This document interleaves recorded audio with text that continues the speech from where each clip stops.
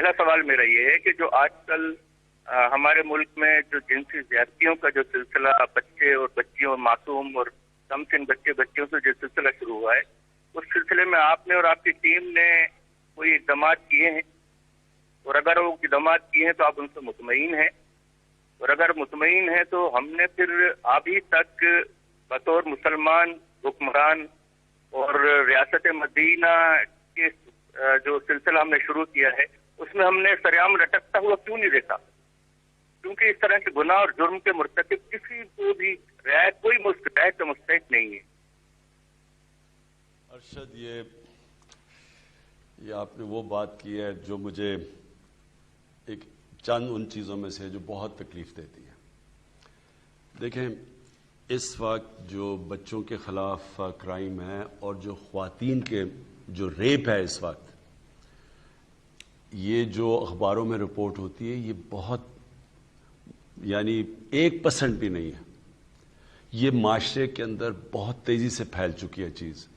تھی تو ہمیشہ، کبھی اس کی لوگ شرم آتی تھی، کوئی ذکر ہی نہیں کرتا تھا، اب زیادہ اس کی بات ہو جاتی ہے۔ لیکن یہ غلط فہمی میں نہیں رہنا چاہیے کہ یہ جتنی جو رپورٹ ہو رہا ہے اتنے کیسز ہیں، اس سے بہت زیادہ کیسز ہیں بچوں کے خلاف جو یہ بدکاری ہے، اور دوسرا ریپ ہے۔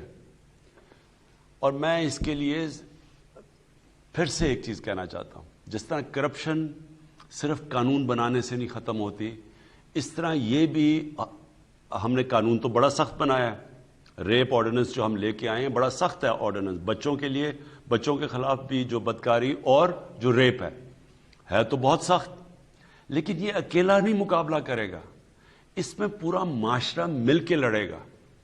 دیکھیں، کئی جنگیں معاشرہ جیتتی ہے۔ قانون میں آپ بنا لیں، اگر لوگ اس کے اوپر کوئی عمل ہی نہ کرے، کتنے لوگوں کو آپ پکڑ لیں گے؟ معاشرے نے فیصلہ کرنا ہے کہ یہ معاشرے کی تباہی ہے، اور اس کی وجوہات ہے، میں اب آپ کو بتاتا ہوں۔ آپ جس معاشرے کے اندر بھی اگر آپ فحاشی بڑھاتے جائیں تو وہ کوئی تو اس کا اثر ہوگا نا۔ ہمارے دین میں کیوں منع کیا ہوا ہے؟ یہ سارا جو پردے کا کانسیپٹ ہے، یہ کیا ہے کہ ٹیمپٹیشن نہ ہو معاشرے میں۔ آپ معاشرے کے اندر لوگوں کو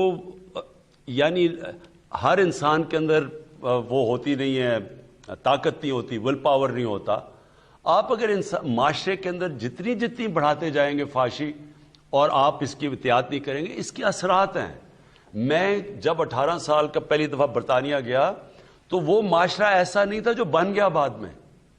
وہاں شروع ہو رہا تھا sex, drugs and rock and roll, اور ہم نے اپنی آنکھوں کے سامنے دیکھا کہ جیسے جیسے وہاں فحاشی بڑھتی گئی، پہلے اڈلٹس اونلی فلمز ہوتی تھیں، پھر وہ اڈلٹس اونلی فلم کا جو کانٹیکٹ تھا وہ عام پھیلنا شروع ہو گیا، پھر وہ میڈیا پہ آنا شروع ہو گیا۔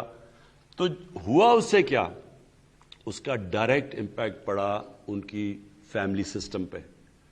جب میں گیا تھا تو 1 طلاق ہوتی تھی 17 شادیوں میں، آج وہاں 70% طلاق ہو گئی ہے، اور بڑھتی جا رہی ہے۔ اور وہی نہیں، جب ہندوستان نے، بالی ووڈ نے جب ہالی ووڈ کو اپنانا شروع کیا، وہاں بھی یہی حالات ہو گئے ہیں۔ دلی کو ریپ کیپٹل کہا جاتا ہے۔ سو دیکھیں، ہمیں ایک معاشرے کو فیصلہ کرنا ہے۔ کئی چیزیں تو ہم روک نہیں سکتے، باہر سے آتی ہیں، آپ باہر کی فلمیں دیکھتے ہیں، آپ بالی ووڈ یا ٹی وی پہ اب سب اویلیبل ہے، اور وہ جس طرح جو پہلے ہندوستان کی فلمیں تھیں جو ہمیں یاد ہے، اور وہ آہستہ آہستہ جو اب بن گئی ہیں، تو اس سے ہوگا، کوئی تو اس کا امپیکٹ ہوگا نا۔ ہمارے جب دین میں کہا گیا ہے کہ یہ چیزیں اپنے یہ جو پردے کا سارا کانسیپٹ ہے، اس کی پیچھے کوئی فلسفہ تھا نا۔ اس کا فلسفہ ہے فیملی سسٹم بچانا اور اپنے معاشرے کو پروٹیکٹ کرنا ان چیزوں سے۔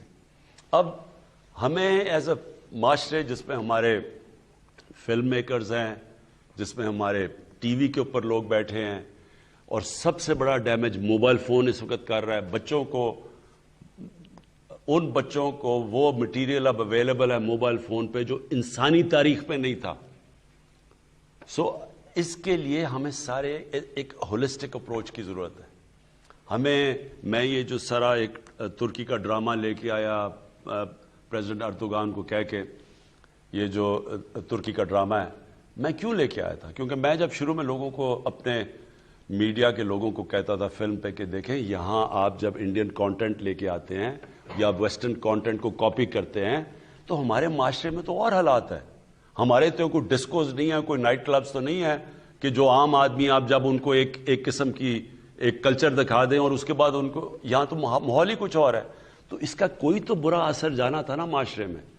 लिहाजा मैंने, जब उन्होंने कहा कि नहीं जी हम कोई फिल्म ही नहीं देखता हमारी अगर हम वो इंडियन टाइप चीज़ें ना कॉपी करें, तो वो ये जो आप प्ले है, ये जो टीवी पे सीरियल चल रहा है, इसके ऊपर तो कोई इस तरह की चीज़ नहीं है और सारी दुनिया देखती है इसको। कहने का मकसद ये है, कानून तो हम बनाएंगे लेकिन ये सारे हमने मिल के, ये बहुत बड़ी कैंसर फैलती जा रही है हमारे माशरे में और रिपोर्ट बहुत कम हो रही है। हमने सब ने मिल के इसका मुकाबला करना है। क्योंकि मैं उस सड़क के ऊपर रात के हर टाइम पे ट्रैवल किया हुआ है, वो जो मियाँ वाली तलागंग सड़क है, और एक दो तो बड़ा मेरा बुरा एक्सीडेंट होने वाला था, अल्लाह ने मुझे ख़ास बचाया। तो मैं तो वो सड़क बड़ी अच्छी तरह जानता हूँ और मुझे पता उसके हालात, तो वो फिक्र ना करें, वो तो इंशाल्लाह अब उसकी पूरी तैयारी हो गई है, पूरी हम सड़क ठीक करने लगे हैं। लेकिन मैं, आप मियाँ वाली के लोग भी बैठे हुए हैं, पंजाब के लोग भी, मैं सिर्फ आपको एक चीज़ बताना चाहता हूँ ताकि आपको समझ आए कि हमने किन मुश्किलात के अंदर हम ये मैच खेल रहे हैं। क्योंकि लोगों की उम्मीदें बहुत थी ना, एक उन लोगों ने कहा जी इमरान खान आएगा, वो एकदम ऐसे कुछ करेगा और सारा मुल्क ठीक हो जाएगा।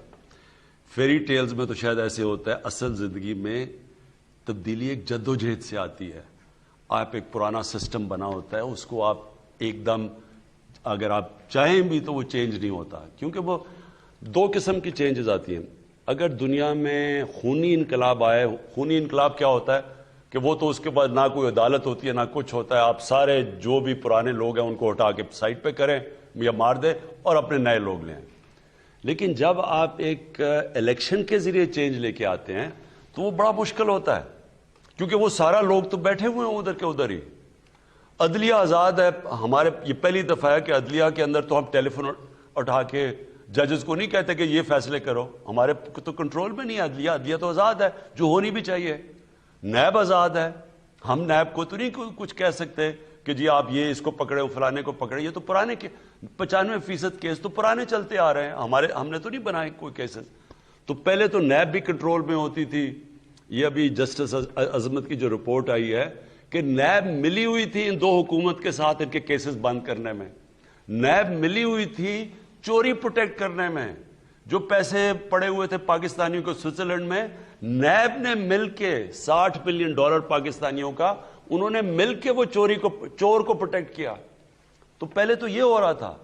तो अब तो इदारे आज़ाद हैं, इसलिए हमारे तो वो कंट्रोल में नहीं है। और फिर जो ब्यूरोक्रेसी है उसके कनेक्शन ज़्यादा हैं पुराने वालों के साथ, हम तो पावर में नहीं रहे, तो एक टाइम लगता है। कहने का मकसद ये है कि एक होती है रेवोल्यूशन, एक होती है एवोल्यूशन। इसके अंदर थोड़ा टाइम लगता है, आपको सब्र करना पड़ेगा। लेकिन एक चीज़ मैं आज कहना चाहता हूँ, जो आपने कहा ना कि जी तलागंग की सड़क टूटी हुई और मियाँ वाली में, देखें ये जब हमारे ऊपर कर्जे चढ़ते गए, और ये जो मैं आपको बार बार कहता था कि 10 सालों के अंदर इन दोनों पार्टीज का 6,000 अरब से पाकिस्तान के कर्जे या लाइबिलिटीज 30,000 अरब पे गई। इसका हुआ क्या? यानी जब कर्जे चढ़ गए तो हमारी हुकूमत को क्या उसका असर हुआ? इसका सबसे बड़ा असर मैं आपको बताऊं कि हुआ क्या। पिछली हुकूमत ने अपने 2.5 सालों के अंदर कितना टोटल उन्होंने कर्जों पे सूद वापस किया था? 3,000 अरब। हमने अपने 2.5 सालों में कितना सूद वापस किया कर्जों पे? 6,200 अरब रुपया। पिछली हुकूमत ने अपने 2.5 सालों में सूद और कर्जों की किस्तें कितनी वापस की? 2.5 सालों में 20,000 अरब। हमने अपने 2.5 सालों में सूद और कर्जों की किस्तें मिला के कितना पैसा वापस किया? 35,000 अरब। अब यह सोचें कि जो 15,000 अरब रुपया हमने मजीद एक्स्ट्रा वापस किया, ये 15,000 अरब रुपया अगर हमें ना देना पड़ता वहां, اور ہم اپنے اسکولوں پہ، سڑکوں پہ، ہسپتالوں پہ یہ سارا لگا دیتے تو یہ تو پیرس بن جاتا، یعنی تبدیلی آ جاتی. لیکن اب پنجاب کی طرف آ جائیں. آخری سال میں نون لیگ نے پنجاب کا جو فیڈرل گورنمنٹ کا ڈیولپمنٹ فنڈ کتنا خرچ کیا ہم نے، ان کے زمانے میں کتنا تھا؟ 108 ارب روپیہ. آخری سال میں نون لیگ کے پاس جو فیڈرل گورنمنٹ نے ڈیولپمنٹ کا جو پی ایس ڈی پی دیا، جو ڈیولپمنٹ فنڈ، 108 ارب روپیہ. پہلے سال ہماری حکومت آئی، کیونکہ اتنا زیادہ پیسہ چلا گیا قرضوں کی قسطوں پہ، ہم نے 34 ارب روپیہ پہلے سال دیا پنجاب کو، اور دوسرے سال 36 ارب روپیہ، 3 گنا کم پیسہ دیا. تو جب 3 گنا کم ڈیولپمنٹ فنڈ ہوگا تو یہ ساری کدھر سے پیسہ آئے گا؟ ساری سڑکیں بھی ٹھیک کریں، اتنا بڑا، یعنی میں پنجاب کی اب بات کر رہا ہوں، تو تھوڑا صبر کرنا پڑے گا. اور وہ میں آپ کو بتاؤں کہ ہم کیسے اس کو آپ آگے ہم کیسے جا رہے ہیں. ہم اپنی دولت کے اندر اضافہ کرنے کے لیے پروجیکٹس کر رہے ہیں. اور وہ کون سے پروجیکٹس ہیں جس سے دولت میں اضافہ ہوگا؟ پروجیکٹس ہم کر رہے ہیں، 2 نئے شہر بنا رہے ہیں. ایک تو ابھی سندھ کے اندر پتہ نہیں کسی وجہ سے، کیونکہ فائدہ تو سارا سندھ کو ہی ہونا ہے، لیکن انہوں نے ابھی رکاوٹ بنے ہوئے ہیں. لیکن راوی سٹی، اور راوی سٹی کے ساتھ ایک بنا رہے ہیں سینٹرل بزنس ڈسٹرکٹ، جو پرانا والٹن ایئرپورٹ تھا. اس سے یہ صرف 2 پروجیکٹس ہیں، 10,000 ارب روپے سے زیادہ پیسہ سرکولیشن آئے گا، جس سے ایک اضافہ ہوگا صرف پنجاب کا. 10 جس میں گورنمنٹ کا پیسہ خرچ نہیں ہوگا، جس میں پرائیویٹ سیکٹر آئے گا، جس میں بلڈنگز بنیں گی، جس میں بزنس ایکٹیویٹی بڑھے گی. تو یہ جو ویلتھ میں اضافہ آئے گا، جو ہمارا پیسہ آئے گا، اور فائدے علیحدہ ہیں. مثلا راوی سٹی کا تو لاہور کو بچانے کے لیے اگر وہ راوی سٹی نہیں بنتی تو لاہور کا آگے بہت بڑے مسئلے آنے والے ہیں. ان کا پانی ختم ہو گیا، پانی نیچے چلا گیا ہے. اور دوسری چیز، وہ جو راوی ہے وہ ایک گندا نالا بن چکا ہے. تو راوی کو بچانے کے لیے، دریا کو، لاہور کے پانی کو بچانے کے لیے، اور ایک وہ سٹی جو پہلی سٹی بنے گی ماحولیات کے مطابق، یعنی گرین سٹی بن رہی ہے، جس میں کتنے ہم فارسٹ لگا رہے ہیں، درخت لگا رہے ہیں، لیک بنا رہے ہیں. وہ اگر نہیں بنے گی تو لاہور کا مستقبل خطرے میں ہے. لیکن اس کے علاوہ جو پیسے جنریٹ ہوں گے، اور جو والٹن ایئرپورٹ پہ سینٹرل ہم بزنس ڈسٹرکٹ بنا رہے ہیں، وہ تو انشاءاللہ ابھی 1 مہینے میں شروع ہو جائے گی. اس کا فائدہ پہلے 1200 ارب روپیہ ڈائریکٹ فائدہ ہوگا، کوئی پیسہ ہمارا گورنمنٹ کا خرچ نہیں ہوگا.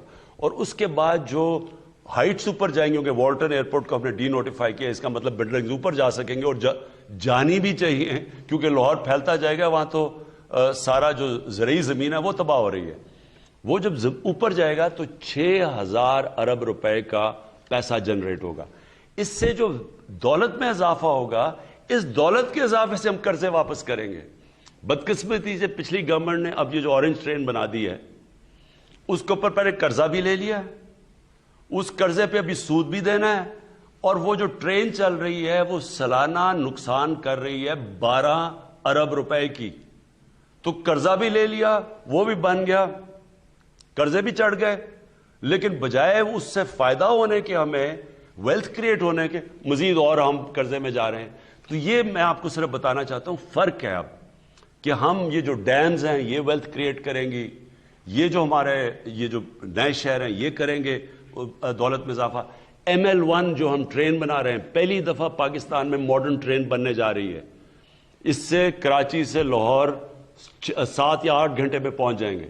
اس سے جو ایز آف ڈوئنگ بزنس، جو فریٹ بڑھے گا، یہ پھر آگے کنیکٹ کر رہی ہے جا کے ہم ازبیکستان کے ساتھ، جو ہمارا افغانستان جو ایک ٹرین کا کنیکشن ہوگا، یہ پھر پورا آگے تک جائے گا، جس سے بالکل یعنی ایک تبدیل ہو جائے گا ہماری انوائرمنٹ، بزنس، سب کچھ فرق پڑے گا. ان سب چیزوں سے ویلتھ کریشن ہوگی، اور ویلتھ کریشن کا مطلب کہ ہم پھر یہ قرضے واپس کر سکیں گے.